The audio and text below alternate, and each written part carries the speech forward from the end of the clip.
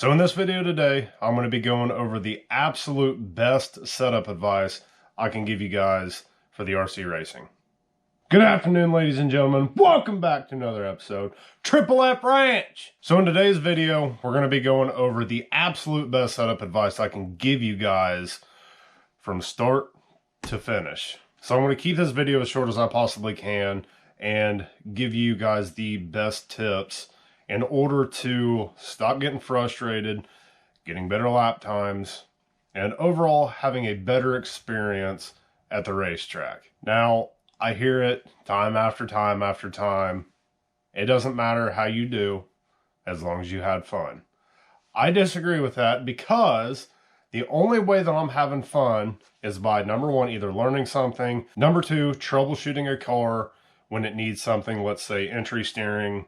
You know, I need a little bit more entry. I'll be able to figure that out. That has always been really, really fun to me. And number three is having a 100% successful day at the track. That is the only way I'm ever going to have fun doing this. And that is why I put the effort into this the way that I do. So the first thing we're going to go over is kit setup.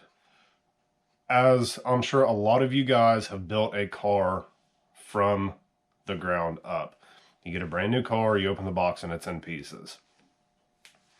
I'm sure a lot of you have been there.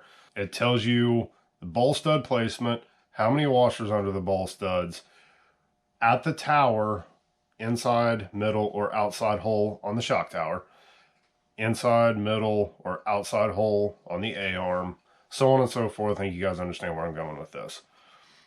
With the kit setup, the cars are engineered to be pretty much as neutral as they can get the car.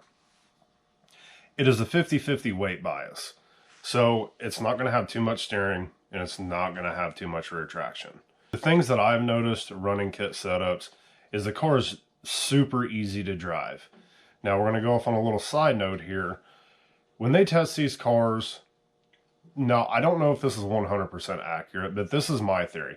They test the cars on different track conditions and then figure out the best middleman for all of those tracks. Now, let's say they take it to a high grip track and the car is really, really good. And then they take it to a very low grip, loamy outdoor track and the car's really, really loose. Well, in my opinion, they take away from the high grip track and add that grip to a loose, loamy outdoor track, and they kind of find the middleman in the cars. Whenever I've driven a kit setup, the cars are super neutral, not too much steering, not too much grip, and that's coming from track to track. Like NDRC with a kit carpet setup on the B62 carpet car, it performed really, really well at NDRC, which is how I had the car set up. You know, minor changes. And then going to finish line, the car was even better at finish line. The three main things running a kit setup is they're very easy to drive, they're predictable, but the only downfall is slow lap times. The second point we're going to get into is knowledge. Knowledge is going to be your biggest asset when it comes to radio controlled racing, whether it be off-road, oval, dirt oval, carpet off-road, dirt off-road, 5th scale, 8th scale, so on and so forth. The best advice I can give you guys is learn what the changes do. For instance, the front bulkhead, where, actually I'll just grab a car and show you guys. You can't really see it on that car. Well, I'll just use this car. So if you look right here, you got your camber links, you got your outer ball stud, and you have your inner ball stud. I call this a bulkhead. There's also a bulkhead under here. I don't know what the right term is. I guess a ball stud, bulkhead, or whatever. So obviously there's, on most cars, at least the associated cars, I don't know too much about the Kyosho cars or low C cars. I think my dad's got 3 holes. There's 3 holes in this bulkhead, inside, middle, and outside. Well, what that does is if you move these in, obviously it's going to make the camber go way in, so then you have to lengthen the turnbuckle. Well, you need to know what happens when you lengthen this. Number 2, if you guys can see this, there's washers underneath of this bulkhead. Well, what happens if you raise those ball studs, or what happens when you lower those? In order to be fast and successful at the racetrack, you have to know what changes do what. And for going on 3 years now, I've really made a valiant effort into learning suspension geometries on the car. The biggest thing I took from really learning all of this stuff was entry, mid, and exit cornering. There's 3 different things on the car that will change your entry steering, your mid corner steering, and your exit steering. I never paid attention to what the car's doing. I thought a corner was just a corner. No, there's an entry, there's a mid, and there's an exit cornering. So there's different things that you can do to the car, and I'm not going to go over, what setups do what, or what changes do what springs do this, what a softer spring does in the front. I'm not doing that in this video. And that brings me to the next point that I'm going to tell you a little bit later in the video. I got to give all this credit to somebody else. I've learned my information from this guy. He's a YouTuber. He doesn't do YouTube anymore, I don't think, because he hasn't posted in a couple of years. Once I discovered this guy, man, my RC racing completely changed, and I'm going to leave his name and his YouTube channel in the description box below.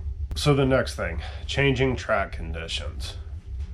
So if you start on a track that's damp or wet during, the beginning part of the day, and as the day progresses, unless they water the track, of course, but most indoor tracks do not water during the day, which of course it might, with longer races and stuff like that, they might end up watering the track a little bit more. So changing track conditions. Let's say you start out at a track that's fairly damp. If you look at it, you can actually literally see the moisture in the track. More than likely you're going to be running slicks that day, at that time anyway. As the day progresses, you notice the track's starting to get a little bit dusty, so you're going to want to run a tire with a little bit of tread. You guys have to pay attention to this stuff. You can't just because slicks were working at the beginning of the day does not mean they're going to work towards the end of the day. There's 3 things that are going to make a car fast, give you better lap times, and make a car more comfortable to drive. I cannot stress this enough. Tires are your #1 thing when it comes to a successful setup. That's 90% of your setup. If you have a tire that's not working, I don't care if you have the most optimum setup on the car, it's not going to work. I cannot stress that to you guys enough. That is why, I know I keep bringing them up, I have $800 worth of tires. I could have done a lot more with $800. I could have went and bought a beater car and saved my truck back and taken some miles off of it. If you guys are going to be successful at this, you have got to get the tires, because each dirt track anyway, is substantially different from the next. Now, there's times that it's going to be pretty similar. Number 2, suspension. That goes springs, shock fluids, and pistons. If you found the tires, and let's say the car is not getting enough side bite, okay, well, that means the car is probably not rolling enough, or, not to confuse you guys, it may be rolling too much. So you really need to look at the car. If you go into a corner and if you're going through a left-hand corner and it's really leaning to the right, then the car's probably too soft. So you guys really have to pay attention to that too, and that goes back to entry, mid, and exit cornering. You really got to pay attention to what the car's doing to figure out what it needs. The third thing is ride height. You do not go out to a track that is really bumpy and low grip and run a low ride height. And this is kind of where I'll get into a little bit of setup thing. For bumpy tracks, you want to run a higher ride height for clearance, and for really high grip tracks, you want to run let me back up a little bit. Bumpy low grip tracks, you want to run a higher ride height. That's because when the car is up a little bit more away from the track, it produces the CG is a little bit higher, so it lets the car roll a little bit more, lets it be a little bit more lazy. High grip tracks, And this is where what I'm saying is gonna, with what I'm saying, it's gonna back me up. When you take a dirt setup, it's got a high ride height. When you take a carpet setup, it's got a low ride height. What does that tell you? High grip tracks, you run a lower ride height because you don't want the car to be making mechanical grip. You want to take mechanical grip away from the car. My favorite part of this video, because I hear this all the time, and I've done this once, and it never worked. I cannot stress enough about the third thing I'm getting ready to talk about.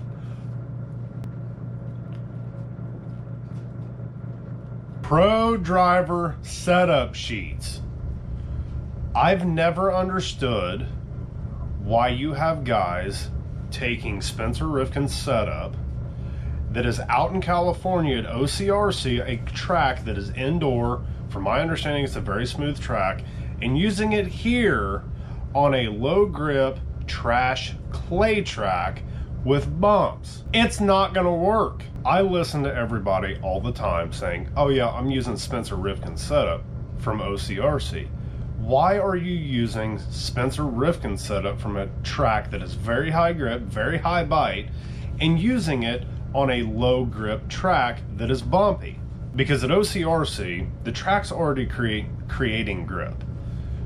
The car does not need to mechanically produce grip. Spencer's taken away mechanical grip from the car because it has too much bite.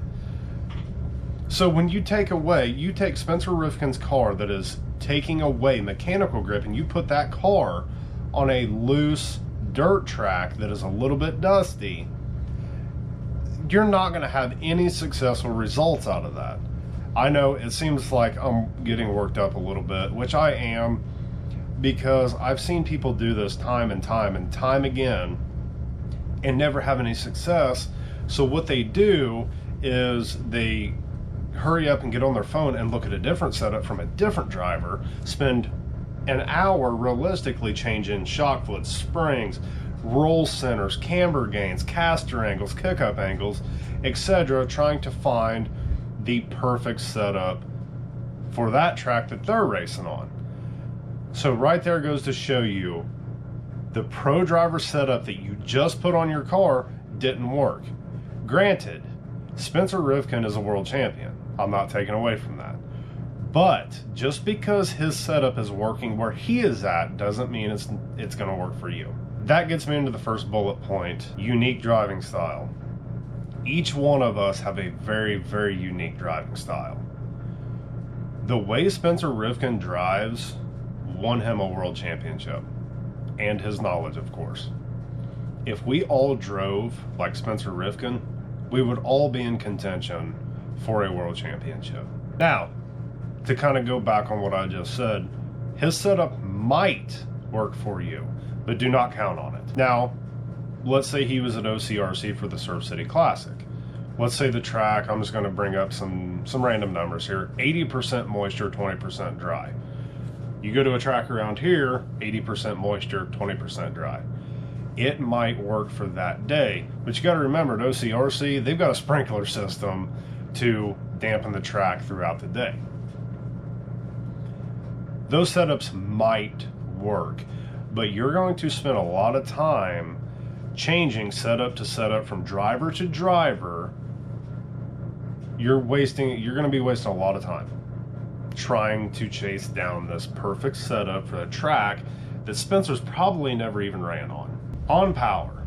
If Spencer's really, really smooth on power, that means it's slowly throwing the weight back. That means he's going to have a little bit more exit steering than somebody who's coming out of the corner and slamming on it. You're going to lose on power steering the faster that weight gets transferred to the rear. Drag brake. Let's say Spencer runs 20% drag brake in his ESC. Okay. Let's take a control. Let's say you have Spencer out there, and at the exact time he crosses over this imaginary orange line, when he feels comfortable that his car is going to make that corner, he lets off. That ESC is automatically throwing in 20% drag brake. Let's say you take your car out there and hit at the exact same time that Spencer hits that orange line and you let off exactly the same way Spencer does, but you only have 10% drag brake. When you have that 10% drag brake, the car's going to slow down less quickly. So your car is going to transfer weight slower to the front, so in turn you have less entry steering than what Spencer does when he lets out. The fourth bullet point to this: track to track with the same setup. Okay, let's say you go to P&T Hobbies and you run Spencer Rivkin's OCRC setup and the car's really good. We'll say it's really good. It's the best the car's ever been. What's going to happen when you go to, let's say, Use Your Hobby, where there's a little less grip? Okay. Down at P&T, what if you have the perfect amount of steering with the perfect amount of rear grip to where the car's rotating perfectly and it's super comfortable to drive? If the car's lost grip, the setup you got isn't going to help a damn thing. With that being said, are you going to really get on your phone and look for Ty Tessman's setup, Ray Monday's setup, Matthew Gonzalez's setup, Jared Tebow's setup, Cavalieri's setup, trying to find that perfect setup for the next track? So at that point, you're wasting probably 2 hours trying to find the perfect setup for a totally different track. Why waste all that time? So this is where knowledge comes back into play. A majority of the time that I go to a different track, let's say I'm running at Indy RC, and well, I'm not really going to use that because carpet's pretty consistent track to track. Let's say I'm running down at P&T with a little bit different setup than what the kit calls for. Well, let's say I plan on going to Hoosier RC the next weekend. Those are two totally different tracks. One might have more heat, one might have less heat, so on and so forth. I think you guys understand where I'm going with this.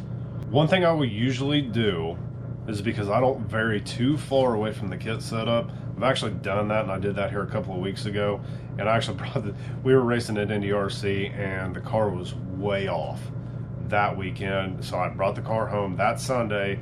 I completely turned everything back to kit setup, went up the next weekend, and I was like 0.3 faster. If you vary too far away from the kit setup, it throws the car way off. And what I normally do is, when I'm going to a brand new track, I will take the car back to kit setup, because that is a neutral setup. That's where knowledge comes into play. You take it, you put it back to kit setup, you go out there and drive, and let's say you need a little bit more entry steering. Well, if you have the knowledge to understand what changes do what, you can sit there and be like, okay, I need more entry, I'm going to change Ackerman. Ackerman will give you a little bit more entry steering.